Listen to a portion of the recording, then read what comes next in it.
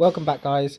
So while these videos mostly focus on the physical preparation and build up to competition, I wanted to discuss some mental preparation as well. As I had a little bit of a mental block this week, which I'll discuss in greater detail as we get to Tuesday's clips for the floor. Now, one of the most important aspects in being a good competitor is being adaptable. It's comparatively easy to perform your skills in the gym where you're familiar with the environment, where you're pretty comfortable. But obviously everything is going to change that moment you step on the competition floor. Everything is going to look different. Everything is going to feel different. You're going to have to contend with nerves. So it's important to be adaptable and to program that into your training somehow. One of the ways you can do this is not to become too reliant on having exactly the same setup. So in terms of floor, that means tumbling from a different corner.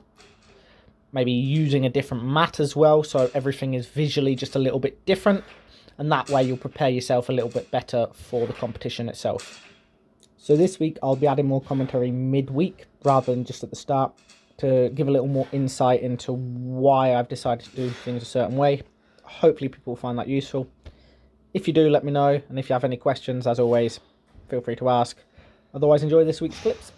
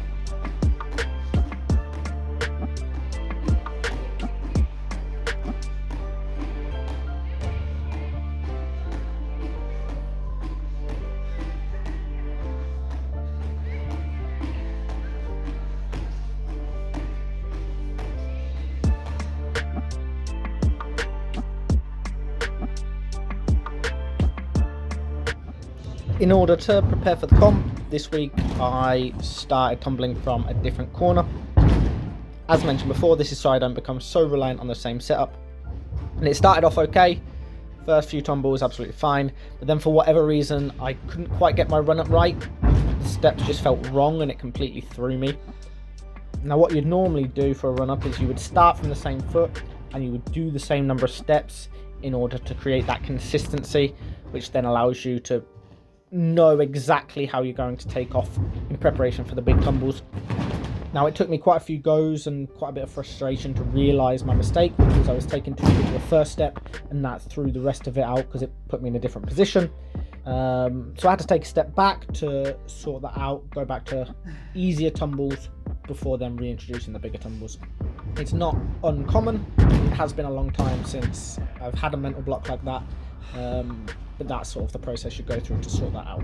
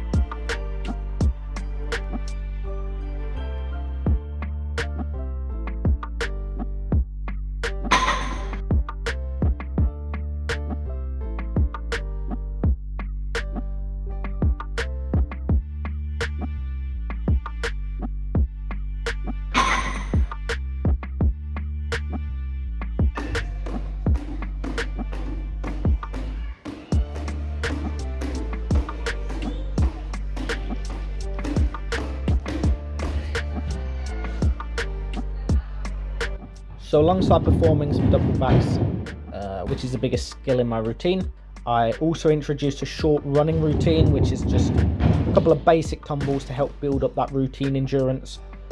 I did try to do a double back and then a 2.5 twist, which is planned to be my first 2 tumbles of the routine. But when I was stood there ready for the 2.5 twist, my legs just felt powerless, and I went for it, got lost in the air, which was the first clip of this video. So I had to readjust and go back to some easier skills, and then we'll introduce the 2.5 twist later on in the coming weeks.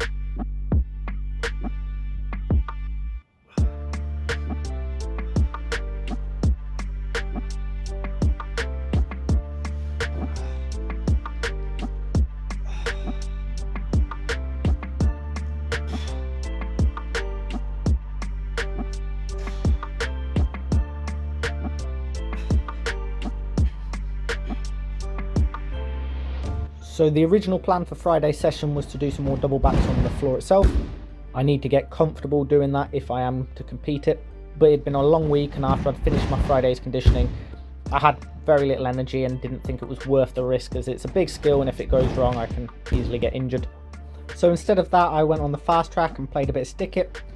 And it's a game where you start with easier tumbles, and if you land it without taking a step, then you move on to a harder tumble. You can play it in teams, and obviously the person who sticks the most and can perform the hardest skill is the winner. It's good fun, and even though it wasn't part of my original plan, it's still useful preparation for the competition.